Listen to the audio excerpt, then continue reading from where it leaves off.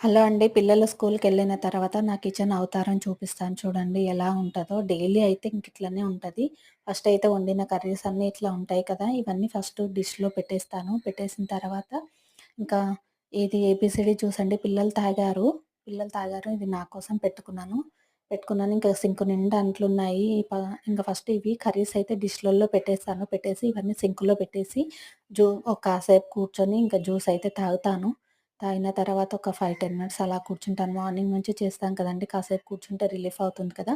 ఇంక తర్వాత అంట్లన్నీ మా హస్బెండ్ రెడీ అయ్యే లోపల అంట్లు కడిగేసి ఇంగ టిఫిన్ రెడీ చేస్తాను.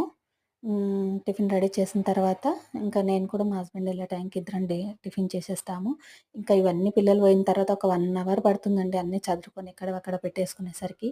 ఈ వీడియో ఇంతండి. నచ్చితే గనుక లైక్, షేర్, సబ్స్క్రైబ్ చేయండి. ప్లీజ్ లైకులు చేయట్లేదు లైక్ చేయండి. ప్లీజ్ సపోర్ట్ చేయండి. వీడియో ఇంతే. బాయ్.